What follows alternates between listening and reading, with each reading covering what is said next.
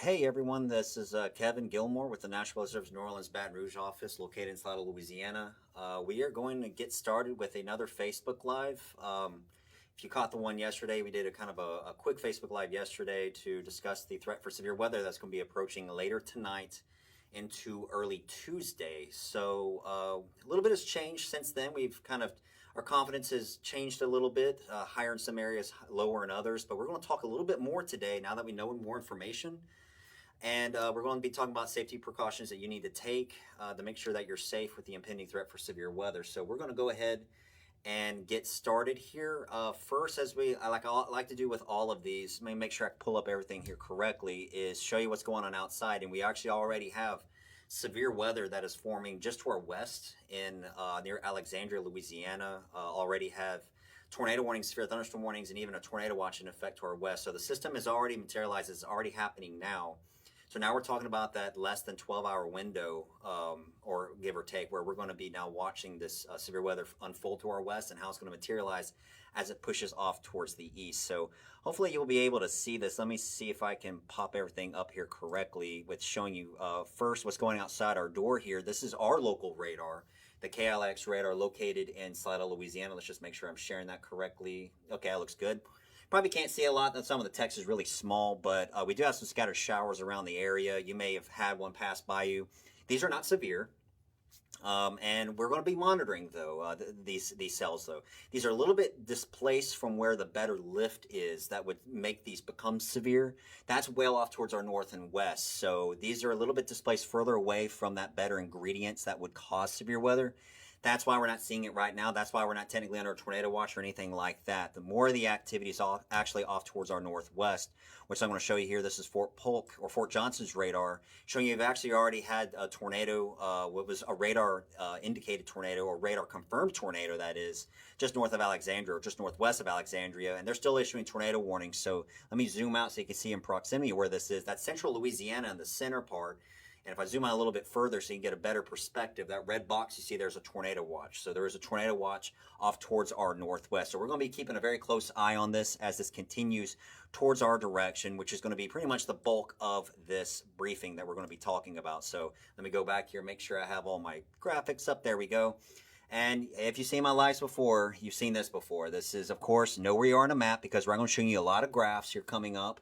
Know your parish, your county, and the surrounding counties and parishes near you. It's very important to have those geography skills, because I'm going to be showing you a lot of maps here. Now, what I just showed you was the area that we cover, southeast Louisiana and southern Mississippi. We have neighboring offices as well, where, again, there's severe weather ongoing over National Weather Service Lake Charles towards our west, Jackson to our north, and National Weather Service Mobile towards our east. So this is why it's important to know your location on a map, is so that you can identify your location, determine your threat level. For example, if you live in Poplarville, if you're in a slight risk, that's a 2 out of 5 slight risk. And then we'll show a timing graphic later too, and you'll be able to look to in this case, on the left side of the graph I'm going to show you later, to tell you the timing. So I can't go through every single city one at a time and tell you your risk and your timing. There's just too many cities in the area that we cover. So that's why it's up to you to know your location, know your threat, and know the timing. So having said that, this is our outlook area that we have. This is the latest outlook from the Storm Prediction Center. We see that pretty much the whole area is under a level 2 out of 5 slight risk. That's that yellow color you see there. However, there is a level 3 out of 5 risk for our northwestern portions of the area that we cover. That includes generally southwestern Mississippi, cities like Macomb, Mississippi. You're in at level 3 out of 5. That's due to higher confidence of severe weather in that region, where we could be seeing possibly a few tornadoes, some which could be strong. So the risk is slightly greater up there. However, the risk is existent for the entire area. So there's nobody in our area that's out of the woods, but we're going to go through some of those details. You can see the threats there too. The primary risk are going to be damaging straight line winds, a few tornadoes, large hail is possible as well. And if you're concerned about flooding rain, we're not really going to be seeing that. This system is going to be pretty progressive. It's going to be quick hitting, moving through the area overnight, not expected to hang up, slow down, and dump torrential amount of rainfall. You could see maybe a half of an inch up to an inch, maybe as high as maybe an inch and a half if you're lucky, but it will not be a long duration event that would lead to flash flood concerns. So here's the timing that we're thinking of. 6 p.m. later today, that's just in a couple of hours, is where we're going to be starting to watch these storms getting awfully close to Wilkinson County. Iberville Parish, Felicianas, they're going to be getting close 6, 7, 8 o'clock. We're going to be watching that area as the storms that we see ongoing towards our west continues towards the east. As we go through the rest of the night, we go well deep into the overnight hours. We're talking about near midnight, I-55, getting across coastal areas after midnight. So if we talk about that's the areas of timing, so find your area on the map. If we talk about confidence, the greatest confidence for severe storms is going to be hugging a little bit closer where that enhanced risk is. Less confidence on the southern and eastward extent for multiple reasons. We're not going to spend this entire briefing going through the meteorology because I could be here for the next 30 to 45 minutes talking that. But for reasons that most guidance is just not come into good agreement on the southern extent, displaced away from where the storm system's located towards our north, means we're just not sure if we're going to see this storms light up along the whole line. And if they do, we have less confidence that those will become severe. We don't want to we don't want to say that nobody's going to get severe weather because of that. We're just saying we have less confidence of the severe weather in that location.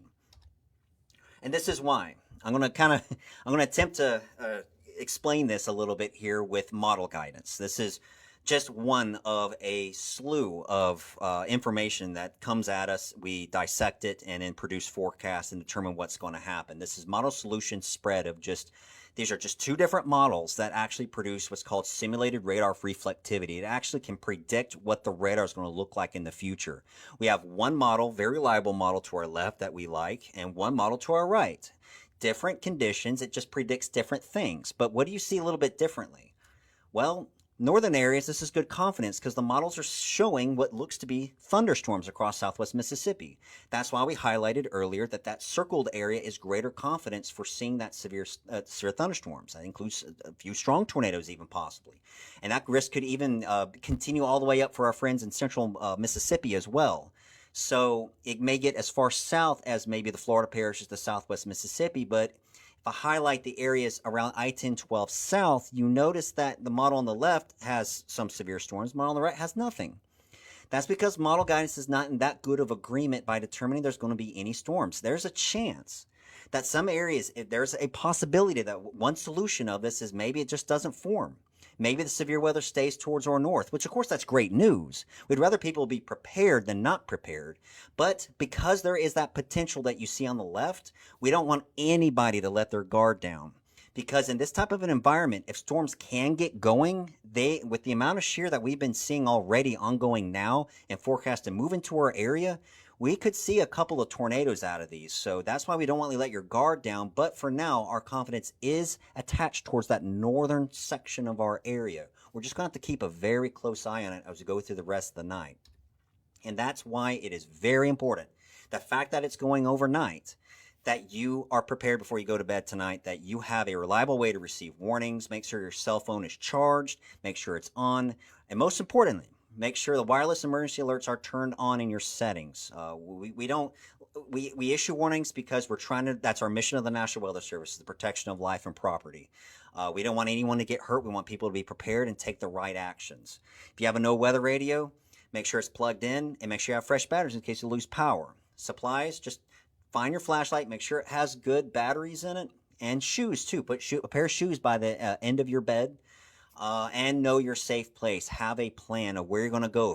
If your phone wakes you up and you got to go somewhere, know what the plan is to grab your family, grab your friends, everybody, and go to that safe area. And what we mean by that is something like this. This is if you get that tornado warning on your phone, we always say small room, lowest floor, near the center, away from windows. Put as many walls between you and the outside as possible. Do not be near windows.